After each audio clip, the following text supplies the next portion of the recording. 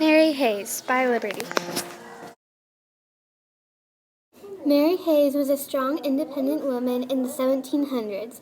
She was born October 13, 1754, in Carlisle, Pennsylvania, where she met the local barber, William Hayes, who was soon to be her husband. A famous quote that Molly Pitcher said is, "Coercive measures may have a restraining effect for a time, but can never be subdued to an intractable spirit."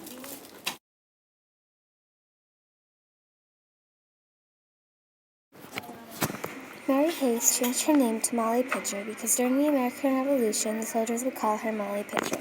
Molly was a common nickname for Mary back then, and pitchers because she fetched pitchers of water for the sick and thirsty soldiers.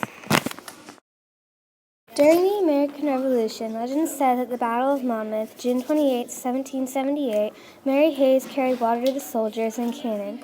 Legend also says that when her husband was wounded and collapsed, Mary took his place in the gun crew. When Mary was in her early 20s, she married a barber named William Hayes. He enlisted in the 4th Penn Artillery, plus he served in the Con Army when the American Revolution started. It was common for wives to follow their soldiers when they signed up for the Army. In 1793, Mary Hayes married John Macaulay 15 years after William died. They had one child named Jonas Hayes. In 1807, John Macaulay spent all of Mary's inheritance and suddenly disappeared, leaving Mary poor and heartbroken.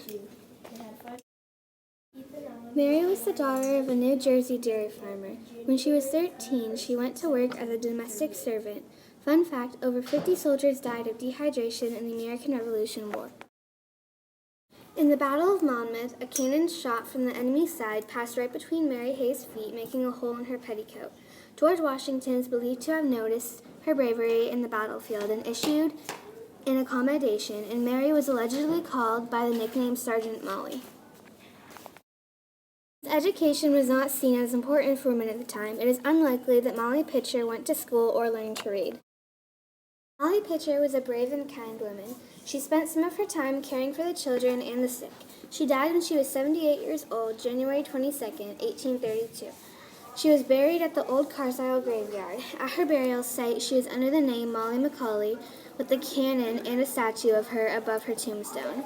These are the things that I've learned about Molly Pitcher and the American Revolution.